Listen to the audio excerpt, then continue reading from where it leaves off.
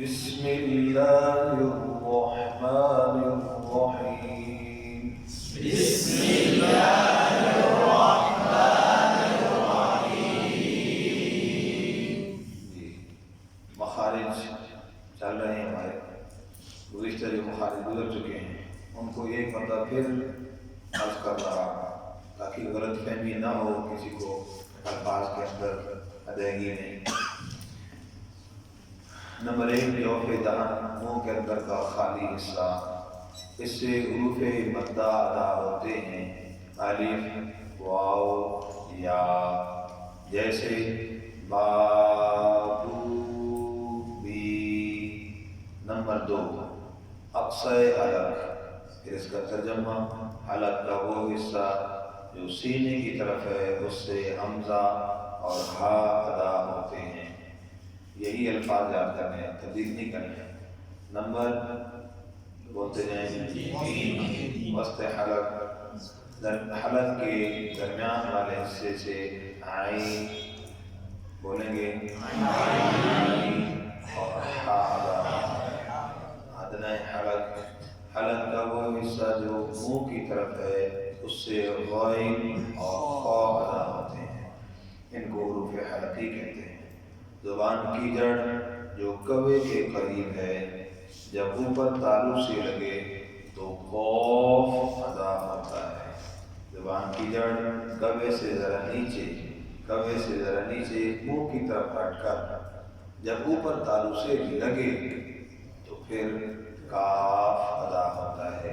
ان دونوں کے لہاتیہ لاویہ کہتے ہیں.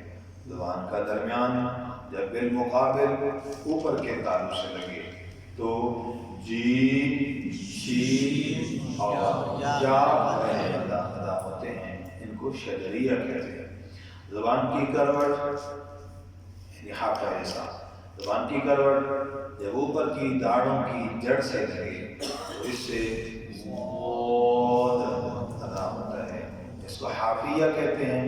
زبان کا کنارہ کچھ حصہ زبان کی کروٹ کا جب اوپر کے 3 دانت اور 1 داڑھ کے مسوڑے سے لگے تو اس سے لام ادا ہوتا ہے. زبان کا کنارہ جب اوپر کے 3 دانتوں کے مسوڑوں سے لگے تو اس سے نون ادا ہوتا ہے.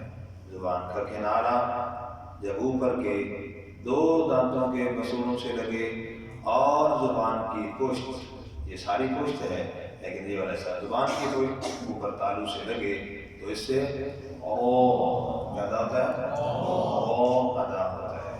ان کو طرفیہ کہتے ہیں. آگے کیا حرف ہے قاعدے کے اندر دیکھیں، ترتیب نمبر 4 کی ترتیب سے ہم کر رہے ہیں. تو ضاد آتا ہے، نظر آگے حرف کون سا ہے؟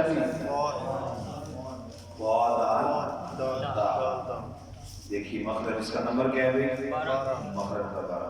زبان کی نوک جب سامنے کے اوپر والے 2 دانتوں کی جڑ سے لگے، سامنے کے کہا جس مراد یہ دونوں بڑے دانت سامنے کے اوپر والے 2 دانتوں کی جڑ سے لگے تو اس سے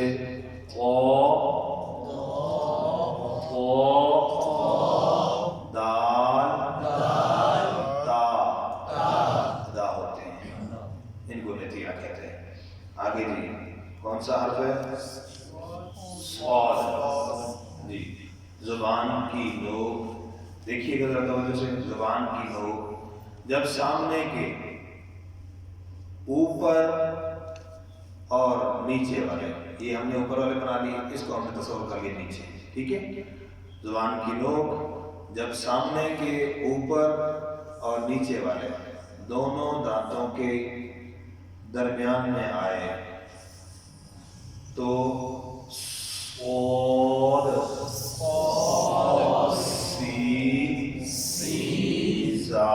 سا ادا ہوتے ہیں.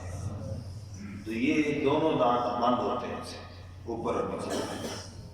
جب قرآن میں لکھا ہے زبان کی نوک اور ثنا سفلی کا کنارہ مع کچھ اتصال ثنا ہوئی ہے، تو اب اس کا ترجمہ میں نے آپ کو آسان لفظ میں بتایا کہ زبان کی لوگ یعنی عوامی عام بندے کو بھی آپ سمجھا سکیں تو کچھ اتصال یہ وہ تو مشکل ہو جائے گا. زبان کی لوگ سامنے کے اوپر اور نیچے والے دونوں دانتوں کے درمیان میں, تو درمیان میں ایسے آیا اندر سے یوں لگے بھی نہیں اور اس طرح درمیان میں نہیں, ایسے نہ کوئی زبان کو چکی کاٹ لیا پھر درمیان میں آئے, یوں نہیں کرنا, دانت بند اور اندر سے یوں درمیان میں آئے. ٹھیک ہو گیا؟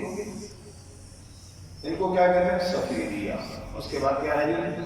وہ زبان کی لوگ, زبان کی لوگ جب سامنے کے اوپر والے دو دانتوں کے سرے سے لگے. کہاں لگے بھائی؟ دو دانتوں سے.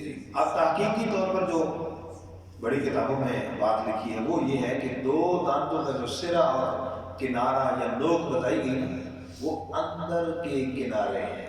کون سے؟ اندر کے کنارے. یعنی وہ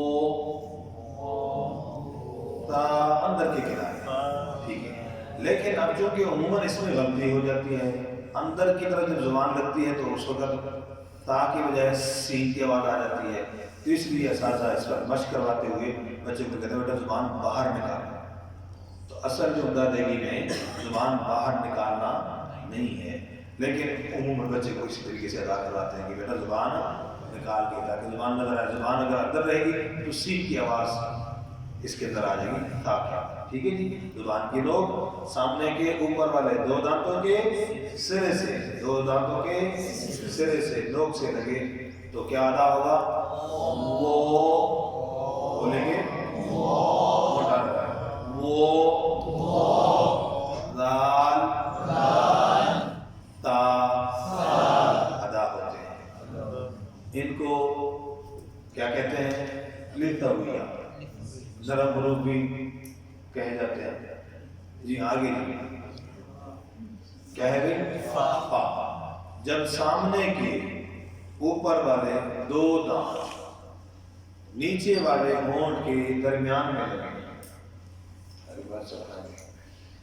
جب سامنے کے اوپر والے دو دانت نیچے والے ہونٹ کے درمیان میں لگیں تو فا کیا ادا ہوتا ہے؟ فا ادا ہوتا ہے.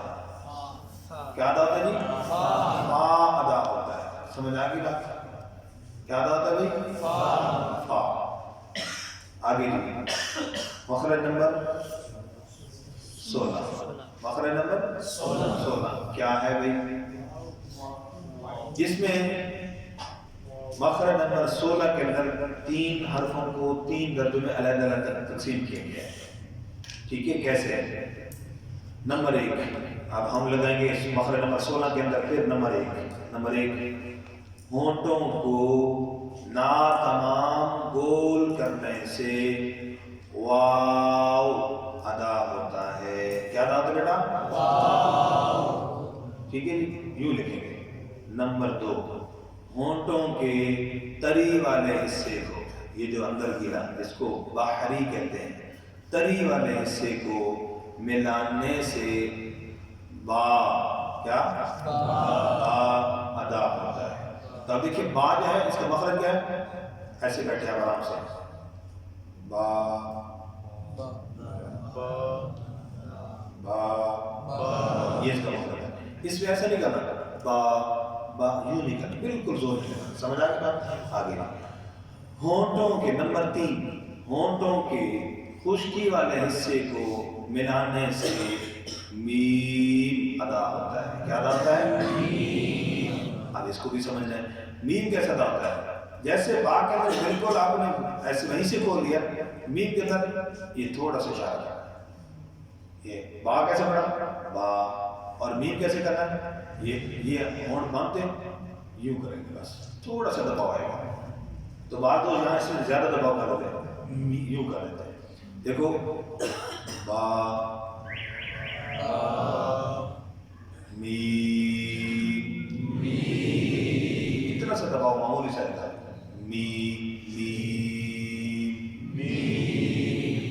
ٹھیک ہے. اگر جس پر شرط بھی کیوں نہ ایسے نہیں ہوگا, ایسے نہیں ہوگا, ہونٹوں کو کھانا ہے. سمجھ گئے؟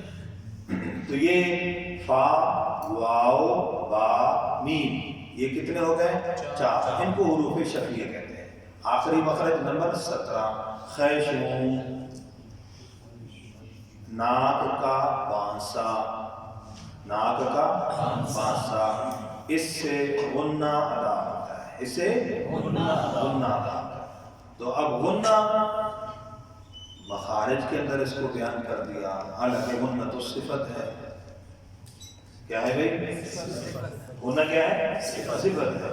تو بس مختصر سی بات کیا ہے کہ غنہ ہے تو صفت، لیکن غنہ کی 2 قسمیں ہیں، ایک آنی اور ایک زمانی. آنی کیا ہوتا ہے بھائی؟ جو حرف کی ذات کا حصہ ہوتا ہے. یہاں پر حروف کے مخارج اور ذات سے بحث ہو رہی ہے، اس لیے اس کو یہاں پر بیان فرما دیا. اور جو زمانی غنہ وہ اپنے موقع پر جب آئے گا تو پھر ہم انشاءاللہ عرض کریں گے. مخارج الحمدللہ مکمل.